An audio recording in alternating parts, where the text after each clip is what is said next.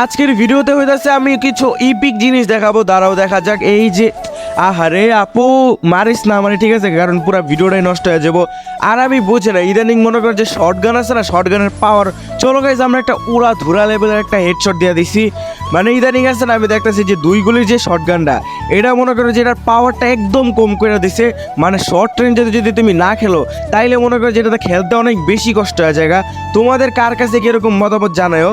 তো এই জায়গার মধ্যে সামনে ফাইট হইলো মাত্র, বাট আমি এদিকে এসে দেখি এই যে গাড়ি লয়া ভাগছে, যাইবি কত দূর? দাঁড়াও গাইস, সামনে আমার আরেকটা গাড়ি আছে, দাঁড়াও। মানে এই জায়গার মধ্যে আমার মোট দুইটা গাড়ি আছে, একটা হয়তো ল্যাম্বরগিনি, বাট আমরা তাড়াহুড়ার জন্য এই গাড়িটা নিয়ে নিছি।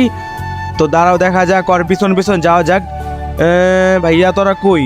তো গাইস যেটা বলতেছিলাম, আজকের ভিডিওতে আমার সাথে ঘটে যাওয়া কিছু অসাধারণ ভিডিও, মানে অসাধারণ কিছু মুভমেন্ট দেখতে পারবা। এই যে এখন যেরকম কইরে ভাই, তো এই যে ও আচ্ছা, ও এতক্ষণ ধরে এই জায়গার মধ্যে ফাইট করতেছিল, যখনই আমি আসলাম তখনই ওই গাড়িলা মানে ভাইগা চলে গেল।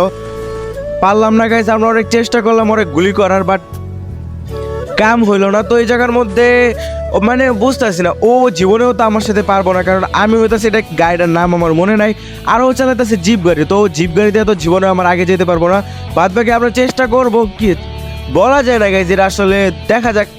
ওহো, ওর উপরে জানি কি ক্যারেক্টার মারছে আবার আরেকটা গাড়ি। এই ও মাই গড গাইজ, এই জায়গার মধ্যে আরেকটা গাড়ি ওর পিছনে লেগে গেছে।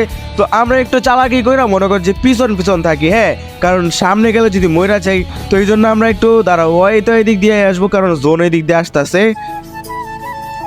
আরে ভাই খালি এই জায়গার মধ্যে লাগে।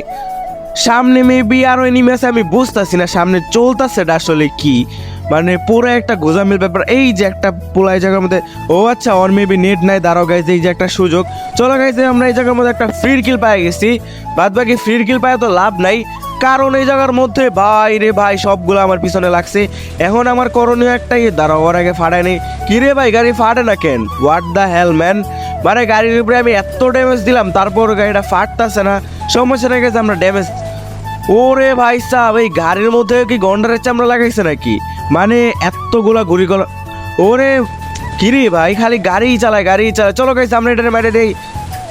ভাই রে ভাই, মানে গরিলার চামড়া। দাঁড়াও, এই দিক দিয়ে ভাই জিনিসটা একদমই ঠিক করে নাই, ঠিক আছে। আবার আমার উপরে ক্যারেক্টার মারছে, মানে কত বড় শয়তান গাইস, একটু চিন্তা করো। দাঁড়াও দেখা যাক কই কই। এ ভাইয়া, এই যে ভাইয়া আমার চিপার থেকে দুইটাই নিমি ভাই, এই জায়গার থেকে মানে সবচেয়ে উত্তম হবে কি গাইস জানো, এই জায়গা থেকে আমি ভাইগা চলে যাওয়া, ঠিক আছে। তো আমার নিয়ত হইতেছে এই জায়গা থেকে গাড়ি দিয়ে ভাইগা যায়, তারপরে মনে করে যেহেতু আর 5টা এনিমি বাচ্চা আছে, ভাই মারিস তারে ভাই।